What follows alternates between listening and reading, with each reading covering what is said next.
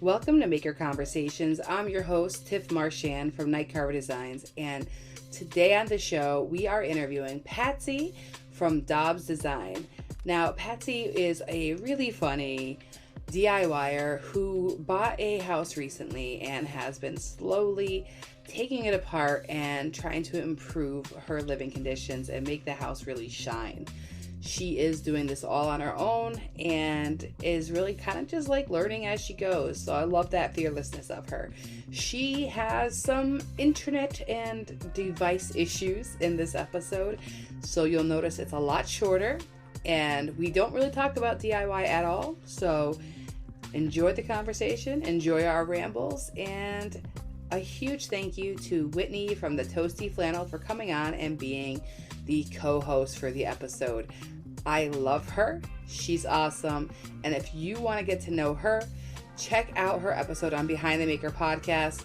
We interviewed her quite a while ago, and I really love that we have stayed connected and gotten even closer over that period of time. So it was awesome to have a good friend on to help co-host with Patsy, who I do talk to an awful lot on Clubhouse. And speaking of that, if you ever want to come on and hang out, I do open up a Maker Conversations room there at least once a week. So set it up, put a notification on, and then come hang out and chat with us. All right, on to the show. I only know how to use this thing in like movie editing software, just because it's like 2 clicks and I can tell that it's working. Mm-hmm. Other than that, I've not used it. So I'm just like, I don't know. I don't know. You get used to it. I mean, I use this twice a week now. So if I didn't know how to use it by now, I'd have issues. But after a while, you get a hang of those things. Yeah, I'm also not techie at all. I mean, honestly, it's probably for the best that, you know, if I don't have any extra sound around me, because I am nasally as hell right now. I always get amazed, though, that if someone younger than me says they're not techie, I'm just like, shouldn't you just naturally be techie? You know what I mean? At a certain age. You're born techie. Yeah, well, you grow up with it.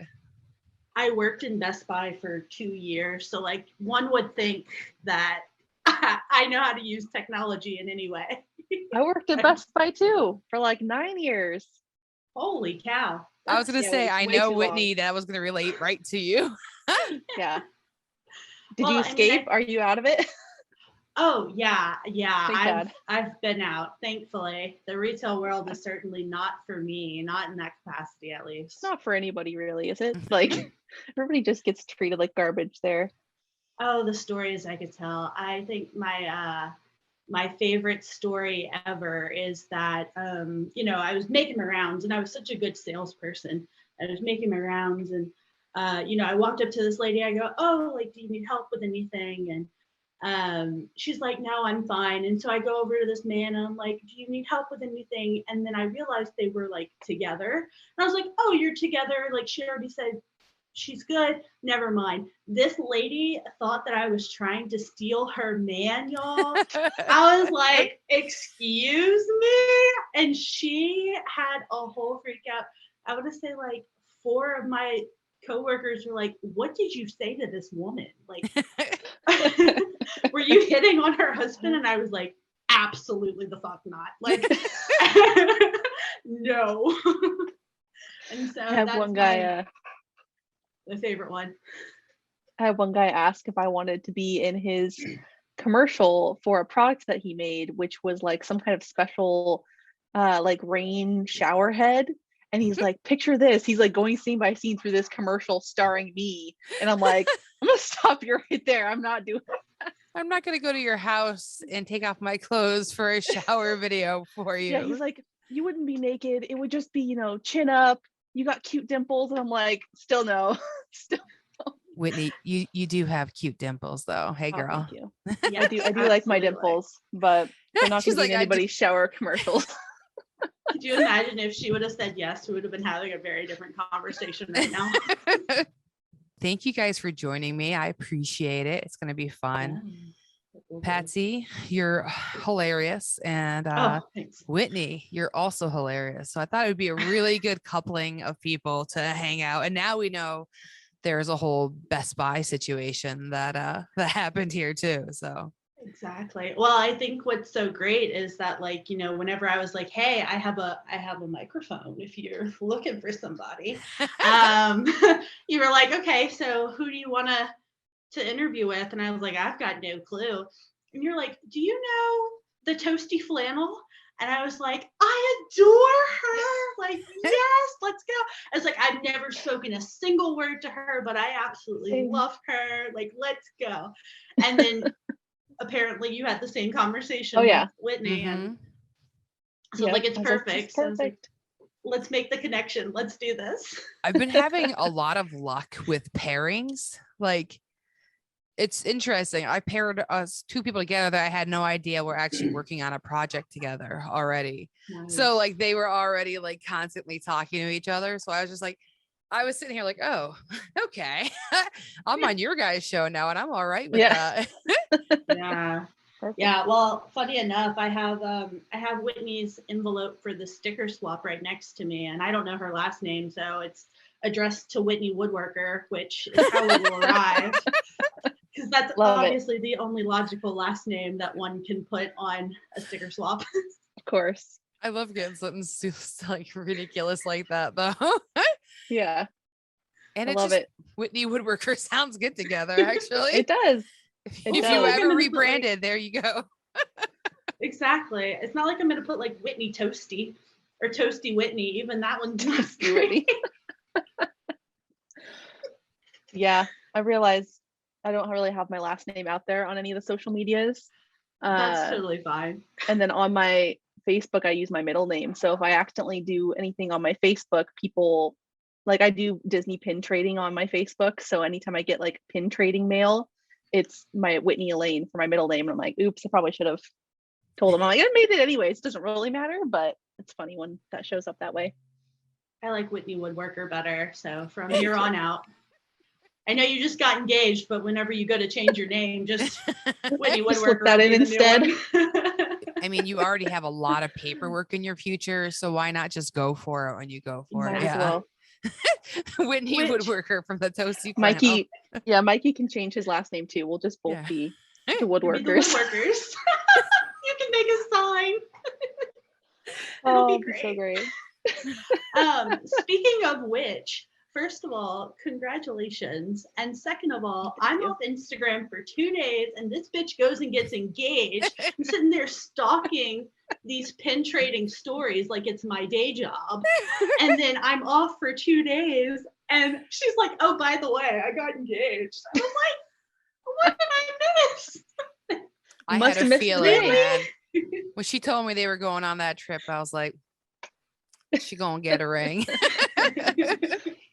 Got it. That's so awesome. Congratulations. Thank you. It was super great. Did it at Harry Potter World. I'm a huge Harry Potter nerd. So it was just the perfect level, like nerdiness level for me without it being like over the top. It was International Harry Potter Day, which none of us realized until the day of, which meant it was super crowded.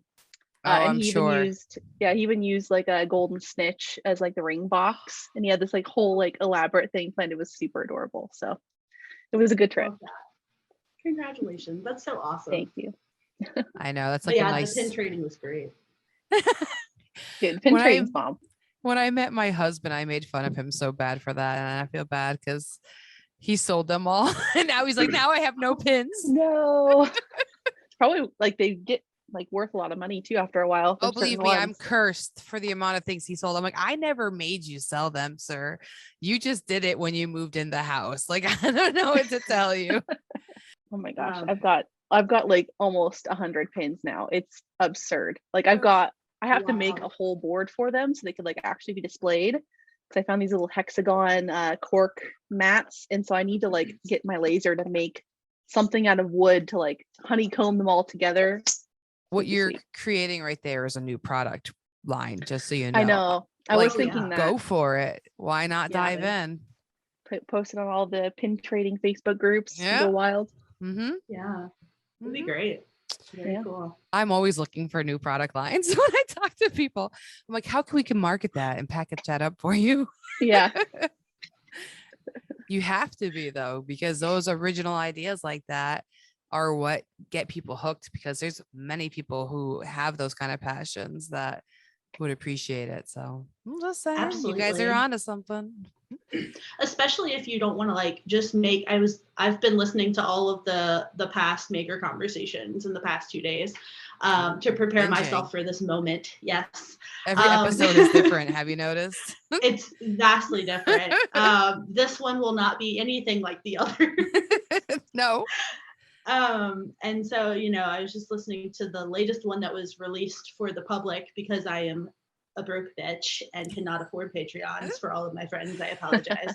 But I was like, yeah, you know, the latest one that's open to the public, she had mentioned not wanting to make the same stuff over and over again, which like, I totally get it. You don't want to make 600 cutting boards and just be a cutting board factory sometimes. Some people do. That's great if you want to do that. But I think something like an original idea, like a honeycomb pen trading thing that's super niche, but think of how many people go to Disney. Like, yeah, a lot. a lot. That's a great idea. Well, like people who make the dice holders for the Dungeons and Dragons fans, you know, like those are markets that are out there that if you're into something, at least you're making something cool that is something that you want to be in that world. Like you want to talk to all those fans and build your, I'm going to use a cheesy, authentic, you know, relationships with people though. You know what I mean? Yeah. Like you got to find your people. Absolutely. I like the weirdos who enjoy horror movies. Like that's my crowd.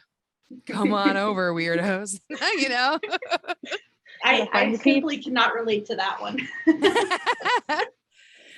I was born the day before Halloween, but I am the biggest scaredy cat there ever was. I mean, I adore Halloween, but I can't watch a scary movie. Like Halloween. Yeah, I can only do certain ones. Yeah. If it's like truly scary, I'm like, it's not worth it. It's not worth the nightmares I'm definitely going to have. I guess we should talk about like, you know, how'd you get into DIY? Yeah, let's talk about you. You know, do you want to talk about me? Yeah, if you'd like to. I mean, there is a reason we came on here tonight. Yeah. So how did I get into DIY? I always try to think of the shortened version of this, but I am a naturally long storyteller, so I never really can think of the short version of this. Well, I was telling Whitney before you got on that I was impressed that you tackle these projects and like you guys, do you have family near you? No, you don't, right? So I'm from Louisiana, and we currently live in the Chicago suburbs. So my whole family is back in Louisiana. Okay, because I was talking about how like you were tiling your bathroom, right?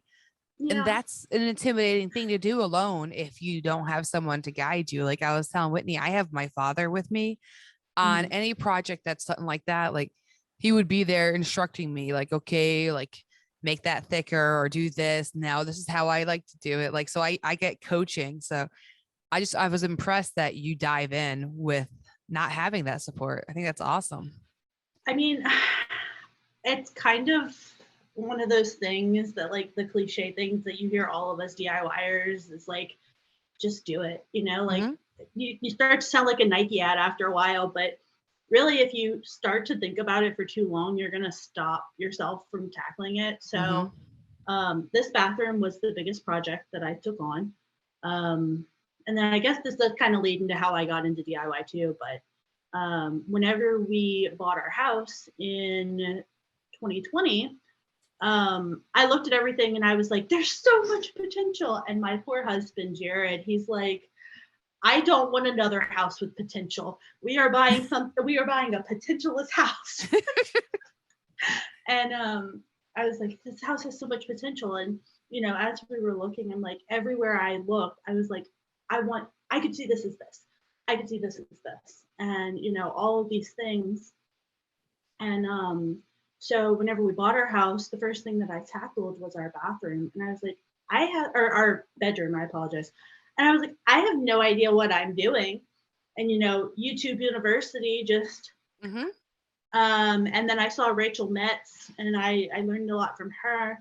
And then Jeff at Home Renovision on YouTube. He's like, I heard somebody say the godfather of DIYers. I've heard of him. Fabulous. he'd post like 3-hour long videos, and he's so knowledgeable, and he's a general contractor in Canada. So, learning a lot from him. That's cool. And so, yeah, that's just kind of how I got started. And one of the things that I saw was the bathroom.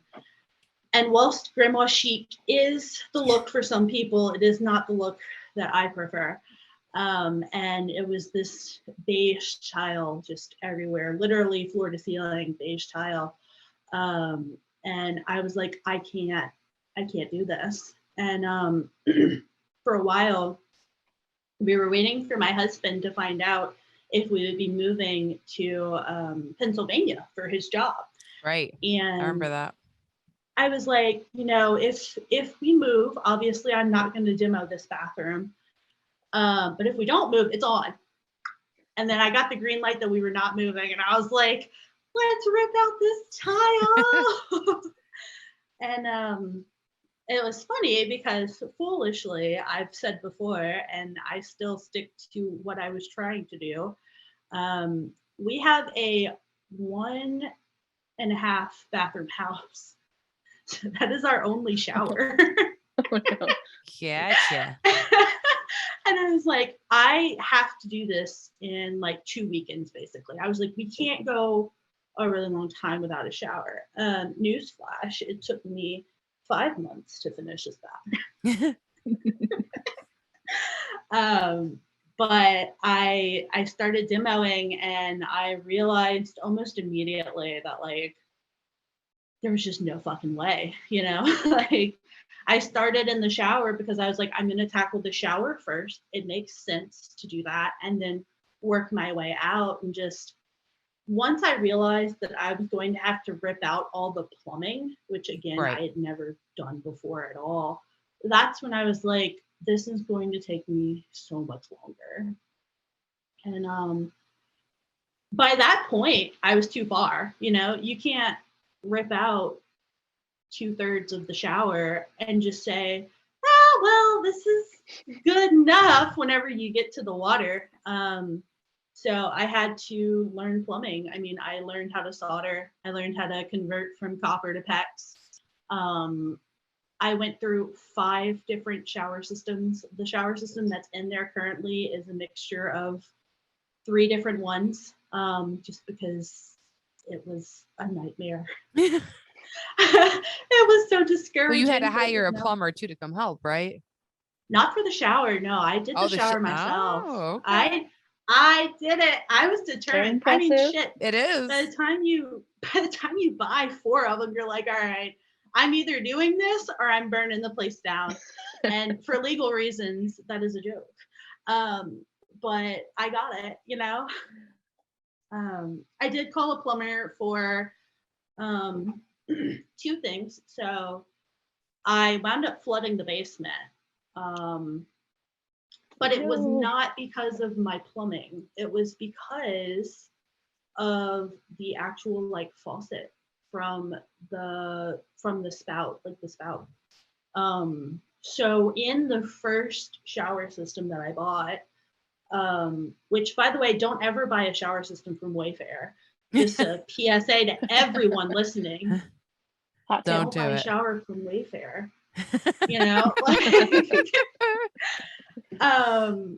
But yeah, I was determined by this point to use at least something, because it was like $400 for that thing. And the first thing was absolute garbage. Like I had to throw away the mechanism to turn the water. Because I don't know. No, I get it. We had to play with my shower unit for quite a bit too, like days after it kept leaking and stuff. So we had to like keep tweaking it, like stupid things. But it's good though. It looks great. It does. Thank you. I love the tile that you picked, like that big dark. Mm-hmm. It's my jam. It's bold. Well, that was the goal. I was like, I want something moody, because I mean, truly and honestly, I love the white marble look. And that's what I wanted for a while. And then after a while, I was like, I want something masculine and spa-like. Like those were my two themes that I had in mind. And so that's what I went for. And I saw this like really pretty light gray slate tile that kind of looked like it was just all one piece as an inspo pick. And I was like, I love this. And so my idea was if I could get these big tiles that I could put as little grout as possible, that would save me from buying like a huge chunk of stone, but still have that look. So that's where I was going with that. Well, yes, I did hire a plumber to figure out why there was water shooting back into my wall. It was a smart move. It was a smart move. And for the toilet. Yeah, the toilet was a whole other story, but I noticed like you when you started, it was during COVID, or were you already like playing around before that? No, so we got our house in June of 2020. We lived in a small apartment, and I work in advertising. So I'm literally on the phone all day. I'm an account person. I talk to my clients from the time I log on to the time I log off, basically, or the creative team. She froze. Oh no. She froze. Once an episode, right? That's a thing. Somebody freezes.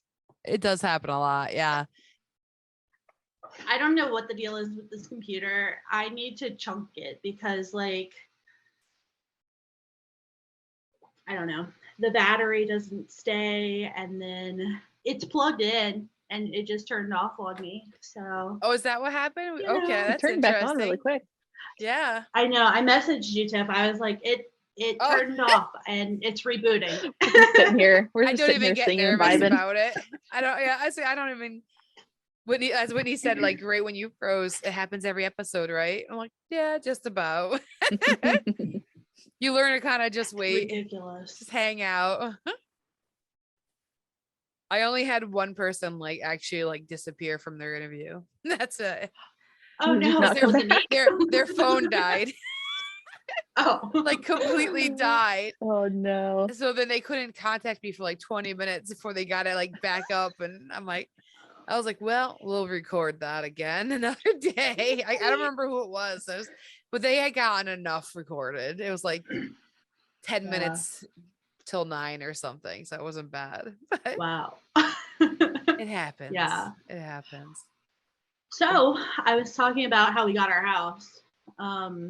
Yeah, so I'm in advertising on the phone all day, every day. And we were in I think 600 square foot convertible apartment in Chicago. Okay. Which if you don't know, a convertible apartment is basically a 1 bedroom, but the architect got lazy and didn't install a door, so it's open. Open floor plan. It's insane. So we literally couldn't escape each other, and he was on the phone every now and then, and I'm on the phone all day, and he's like, we can't do this. Like, no. COVID forced a lot of people to buy a house because of those kind of reasons, though. And we had been, talking about buying a house, but never anything like, yes, like we're gonna look specifically to start the buying process. And so that was, we really lucked out with the timing, the price, and everything, because the house across the street. No. The house across the street, what? It's like I was into the story. I really was. Oh.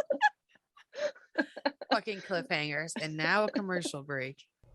Thanks for listening to the show. We just want to say a very big thank you to Sabretooth for supporting the show and for supporting me having the Carver Conversations podcast.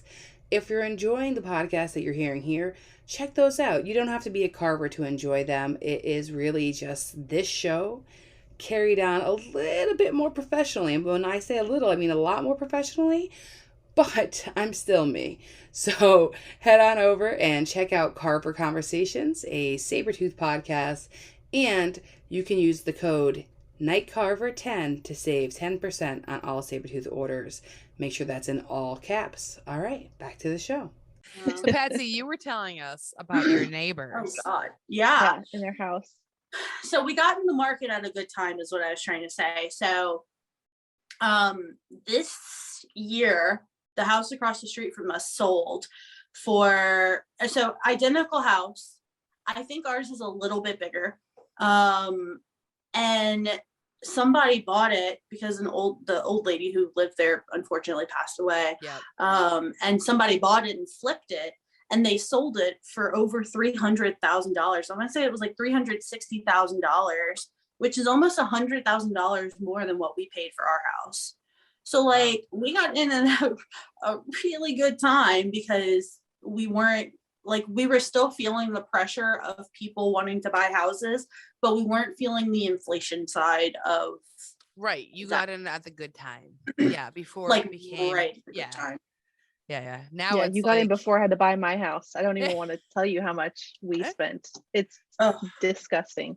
I definitely have spent the least amount of money in my house because I bought a dirty foreclosure. So like it was a piece of shit. I spent $149 on my house.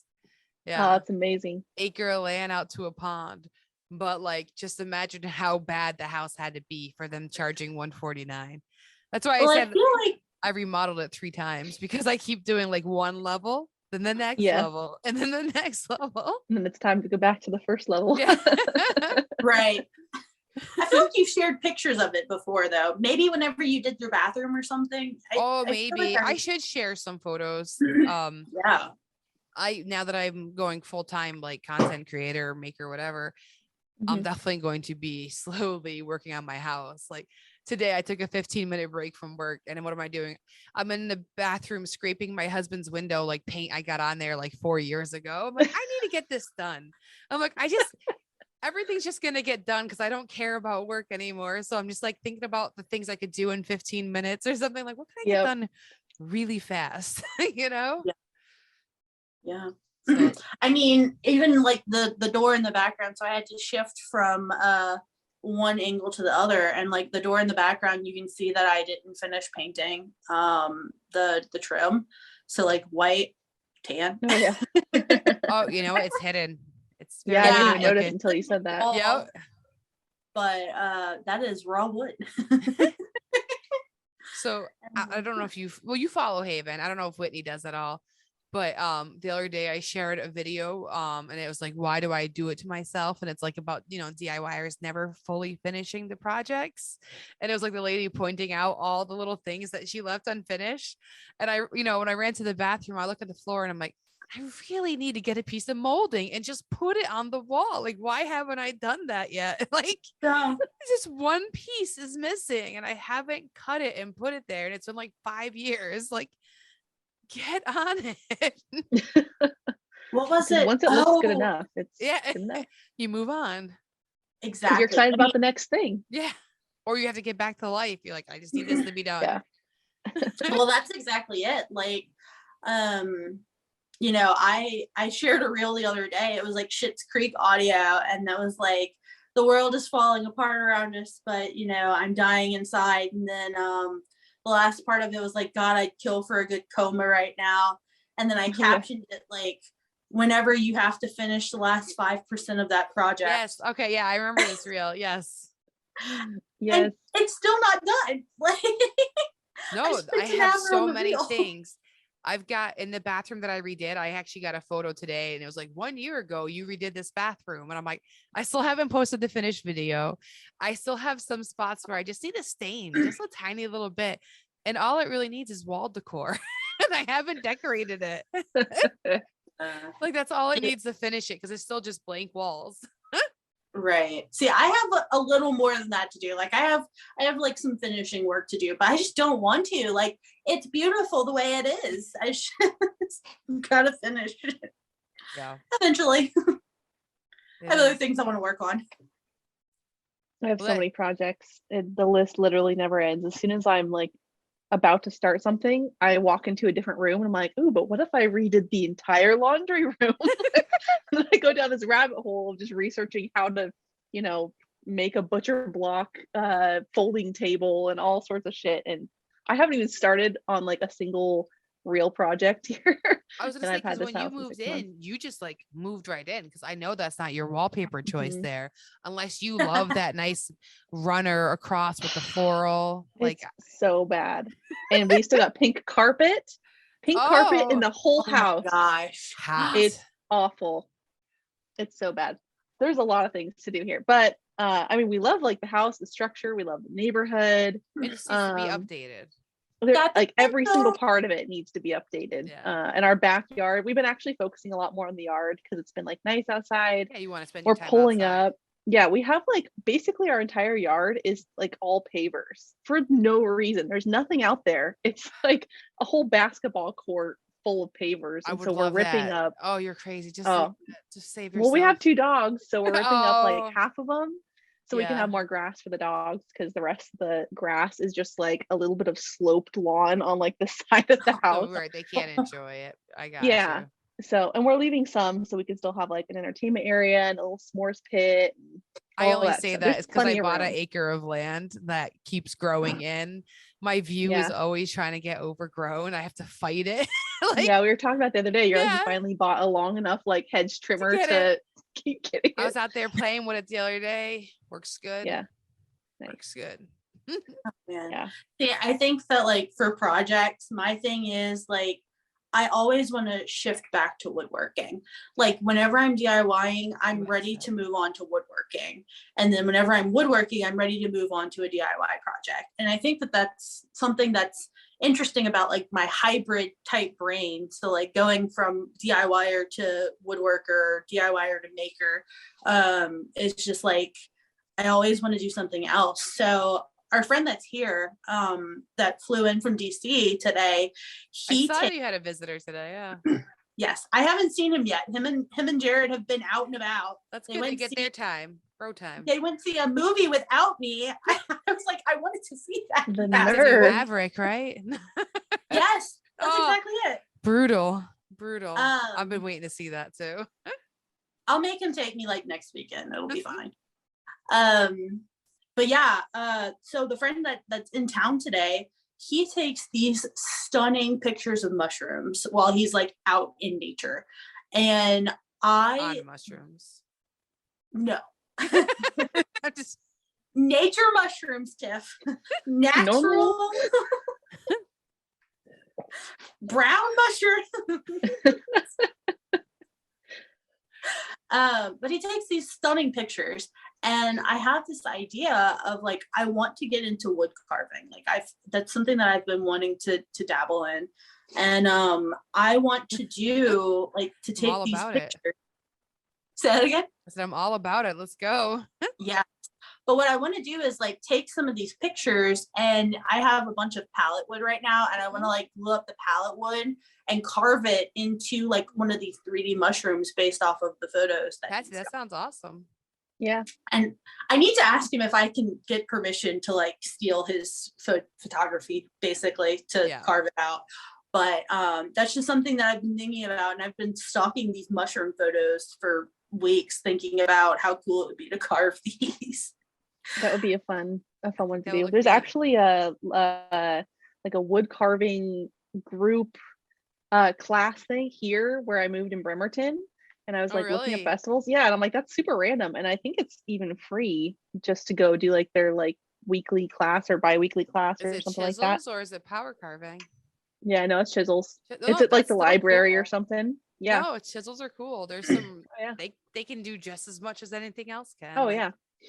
I was like, I definitely need to make time and go do that, because especially if it's just like a free fun class, like, or I think you paid like $10 for like the kit or whatever if you don't have your own stuff. And I'm like, that's well worth it to go learn that new skill and play around with, meet some new people. See if you like it too. You might not enjoy it, you know, you might be like, oh well. Yeah. Go back to the scroll saw. Well, that's the thing too, is like you have to buy the tools for it, you know. And I think it's funny because I live like 5 minutes away from Hadil, and so like if I really wanted to, which her schedule is insane because like she works overnights. Yeah. Well, she's a mom and a nurse, which I don't know how anybody does that. And she's a badass woodworker, but like she works on nights and nights on the weekends, which is totally opposite from my schedule. So I know she's been like, if you really want to, like, you can come use our tools sometime. And I'm like, that's a great thought. And I appreciate it. But that's really nice. Never happened. No, I know.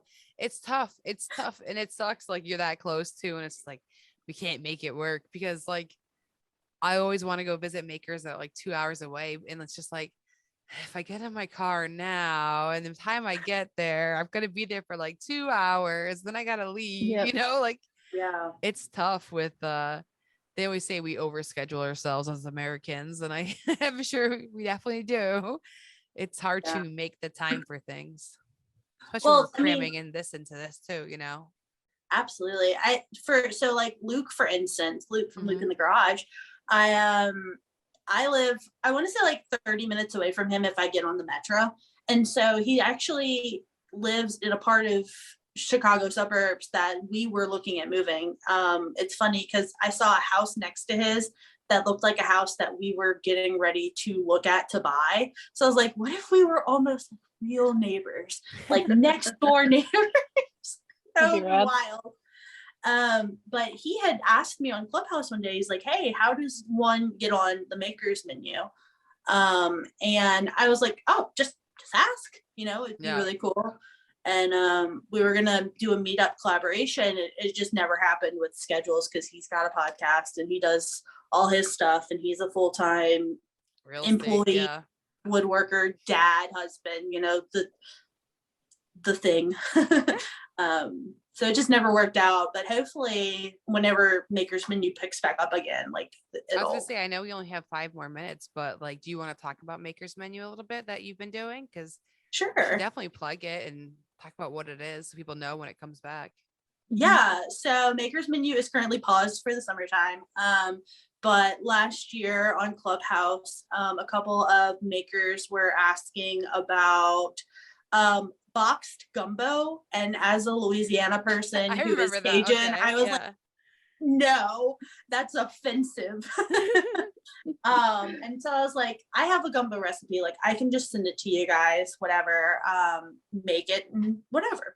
And so I got this idea. I was like, well, since I typed this recipe, does anybody want to do a live on it? And people were interested in cooking along, or at least like watching along with me cooking this gumbo, and it just became a thing. And so we gave it a name, and I really wish that I remembered who named it. I cannot for the life of me.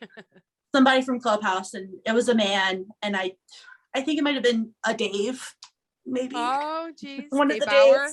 Dave Bauer, maybe. Maybe Dave. If not, somebody tell me who gave me the name, because it's a really good name. It works, yeah.